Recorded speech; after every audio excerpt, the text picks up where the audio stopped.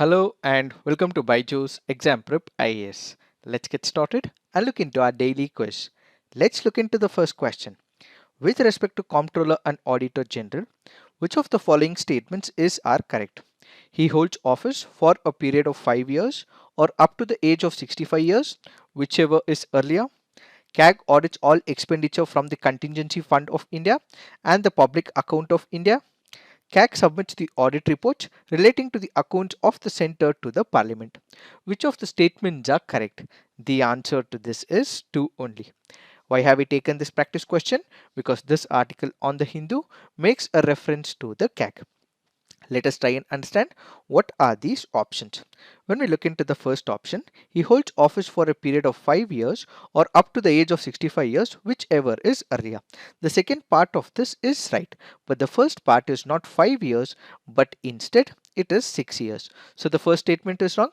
When we look into the third statement, CAG submits the audit reports relating to the accounts of the centre not to the Parliament directly, but instead it is submitted to the President of India, and it is the President of India who puts it before the Parliament. So the CAG submits the audit reports relating to the accounts of the centre to the President and not to the Parliament.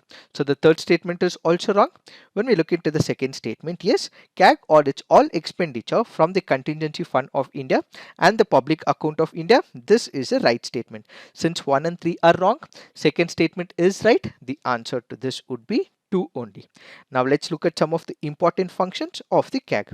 The Comptroller and Auditor General is appointed by the President of India and can be removed from office only in the manner and on the grounds that of a judge of a Supreme Court is removed. The person appointed to this office should take an oath of office before the President or any other person appointed by office of the President. The salary, service conditions, leaves of absence, pension and age of retirement are determined by the Parliament of India and specified in the second schedule such that the service conditions and salary will not be modified to the disadvantage of the incumbent. The CAG is not eligible for any further office after the end of the tenure either in the Government of India or any of the respective states. The incumbent is appointed for a period of 6 years or until the age of 65 years, whichever is earlier. Now if you look into the functions of the CAG, we have the auditing the accounts related to expenditure drawn from the Consolidated Fund of India, Consolidated Fund of every state, Consolidated Fund of every union territory having a legislative assembly, auditing of all the expenditure from the Contingency Fund of India and the Public Account of India, as well as the contingency funds and the public accounts of the states. These are some of the important functions with respect to the CAG. There are other functions as well. Kindly go through them. Now let's look into the next practice question. Kuril Islands is a dispute between Russia and China, China and Japan, Japan and Russia, China and Philippines. The answer to this is Japan and Russia. Why have we taken this practice question? Because this article on the Hindu makes a reference to the Kuril Islands. Where are the Kuril Islands located? They are located in this part of the Pacific Ocean. When we speak about the history of the Kuril Islands dispute, back in the year 1855, there was something called as the Treaty of Shimoda. It gives the southern Kurils to the Japan and the rest of the island chain to Russia. This was the position in 1855. Then in 1875, they signed the Treaty of St. Petersburg, which ceded all Kurils to Japan in exchange for Russian jurisdiction over Sakhalin. So this is the status back in the year 1875. In 1905, after Russia's defeat in Russo-Japanese War, Japan gains control of the southern Sakhalin. This happens in the year 1905, and in the 1945, Soviet Union occupies entire Kuril chain, southern Sakhalin, after declaring war on Japan during the final days of World War I. So this is the current status of the islands, where the Kuril Islands are a dispute between Russia as well as Japan. So if we look into the dispute, what is Japan claiming? Japan is claiming 4 islands. 1. Haboyomi Islands, Shikotan Islands, Kunshiri Islands and Etorofu Islands. However, Russia is not ready to give these islands to Japan. Why is Russia not ready to give these islands? That is because back in the year 1945, we had the Second World War. The Second World War meant that some of the territories of Japan were taken over by the Soviet Union. Since this was a war, Japan had to give away some land to Soviet Union. They lost these lands during this particular war. Russia is not ready to give it. Russia further says Germany had to cede to Russia the vast territory of Prussia. Germany is not making any territorial claims. The territorial claims of Japan right now is nothing but aggressive nature. So this would not be given back to Japan, says Russia. So what is this conflict all about? This is a conflict with respect to these four islands which are located in the Kuril Islands. What is the significance of this island? The significance is it holds a strategic importance. When you consider this particular island and its location, it is of significance important to Russia. Russians have deployed missile systems. They are also planning to come up with a submarine project in this particular part, and they intend to prevent any military activities of America in this particular part. We also know for the fact that Japan and United States of America are allies as well. They are also treated as very good friends as well.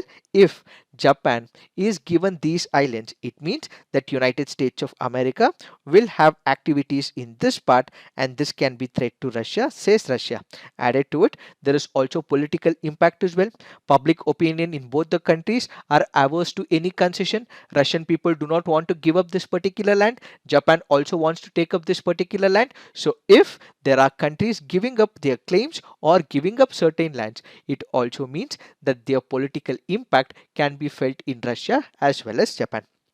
These are the important points as to why Russia is not ready to give up these islands, and at the same time why Japan continues to ask Russia these islands with respect to the Kuril. Now let's look into the next practice question. Consider the following statements with respect to Niti Aayog, National Institution for Transforming India. It was created by an executive resolution of the Government of India. The vice chairperson is appointed by the president and he enjoys the rank of a cabinet minister. Which of the statements given above are correct? The answer to this is one only. Why have we taken this practice question? Because this article on the Hindu makes a reference to the Niti Aayog. If you look into the first option, it was created by an executive resolution of the Government of India. This is the right statement. So when we speak about Niti Aayog, it does not mention in the Constitution of India like the Election Commission or the UPSC, or it is not even a statutory body where there was a law passed by the Parliament of India. Since it is not a constitutional body, it is not a statutory body, it happens to be an extra constitutional body, which basically means it was passed by an executive resolution of the Government of India. So the first statement is right. When we look into the second statement, the vice chairperson is appointed by the president and he enjoys the rank of a cabinet minister. This is a partially wrong statement, which means the second statement is wrong. The second part of it is right. He enjoys the rank of a cabinet minister, but the vice chairperson is appointed by the president. This is a wrong statement because the vice chairperson is appointed by the prime minister of the country, which is why the second statement is wrong. The first statement is right. The answer to this would be one only. To help you understand what is Niti Aayog, why did it come into picture, what are the objectives of Niti Aayog, what is the structure of Niti Aayog, what is the criticism of Niti Aayog, we have already recorded another video from the big news perspective. Kindly look into it. Now let's look into the next practice question. With respect to Agenda 21, which of the following statements are correct? It is a strategy for enhancing ocean and coastal resilience. It is a product of Earth Summit, UN Conference on Environment and Development held in Rio de Janeiro, Brazil. Which of the statements are correct? The answer to this is 2 only. Why have we taken this practice question? Because this article on the Indian Express makes a reference to the Agenda 21. So what is this Agenda 21? When we look into the first option is wrong. It is not to do with enhancing ocean and coastal resilience, but instead Agenda 21 happens to be one of the documents which has about 40 chapters which outlines an action plan for the sustainable development. So remember, the Agenda 21 is about sustainable development. So basically, this will cover a wide range of specific natural resources, the role played by different types of groups, that is the government, the private sector, the civil society, as well as issues that are created because of the socio-economic development and implementation. The second statement is right. It is a product of the Earth Summit, UN Conference on Environment and Development held in Rio de Janeiro in Brazil. And if we speak about this particular summit, the Rio Summit 1992 is also called as the Earth Summit. This summit led to the development of the following documents, which includes Rio Declaration on Environment and Development, Agenda 21, and Forest Principles. What is this Rio Declaration? This contains about 27 principles that were supposed to guide countries in future sustainable development. Then we have Agenda 21, which is an action plan concerning sustainable development, but it is non-binding in nature. Please do remember, it is non-binding in nature. It is voluntary and it is not mandatory. The Forest Principles is formally called non-legally binding authoritative statement of principles for a global consensus on the management, conservation and sustainable development of all types of forests. It makes many recommendations for conservation and sustainable development forestry and is once again non-binding as well. Now let's look into the next practice question. In the first quarter of 17th century, in which of the following was where the factory or factories of the English East India Company located? Broch, Chicacole, Trichinopoly. Select the correct answer using the code given below. The answer to this is one only. When we look into the first quarter of the 17th century, yes, the English East India Company did establish multiple factories and these were located at Surat, Broch, Ahmedabad, Agra and Muslipatnam and not at Chicacole as well as Tiruchinappalli. This happens to be a previous year question from the year 2021. Now let's look into the fact of the day. The fact of the day for today's discussion is GO 111 order. Let us try and understand what is this government order all about. Back in the year 1996, the government of the erstwhile undivided Andhra Pradesh had issued a government order 111 prohibiting development or construction works in the catchment area of the Osman Sagar as well as the Himayat Sagar lakes up to a distance of 10 km. So we have these two important lakes. One happens to be the Osman Sagar, the other happens to be the Himayat Sagar. So this is a government order released by the United Andhra Pradesh government.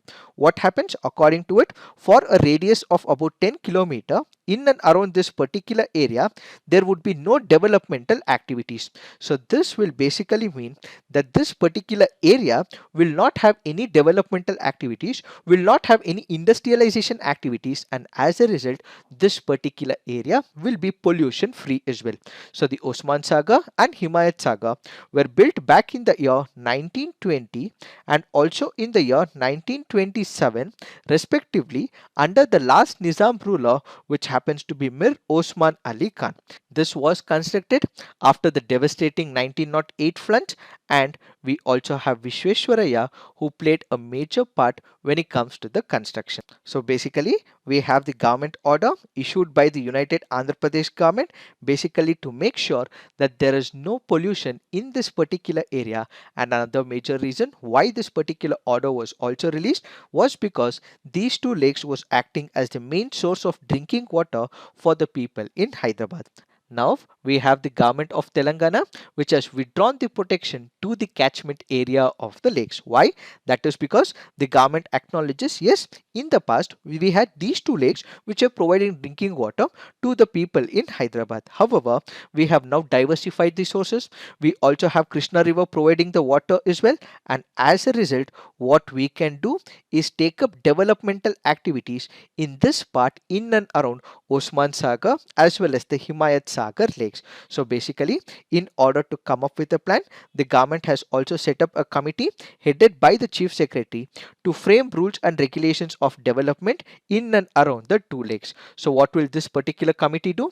The committee will basically look at how to create the infrastructure in this particular area, how to lay roads as well, how to lay drainage pipelines as well without causing much damage to the natural environment. In fact, the government is also planning to come up with number of sewage projects in this particular area so that the polluted water does not enter this part of the lakes. The government also proposes to establish in and around this particular lake what is called as the green zones so that it also becomes pollution free, and these green zones will be free of any kind of development, and such rules and regulations will be decided by the committee established by the government. But we have the environmentalists in this area who are opposing this move initiated by the Telangana government. They voice their concern and they say that this particular move by the Telangana government is reckless and this will doom the two lakes as well, and the government is listening to the real estate lobby in this particular area, and this will have larger repercussions to the people in and around it. People will start facing the issues of pollution and people will face the issue of drinking water in this part of Hyderabad.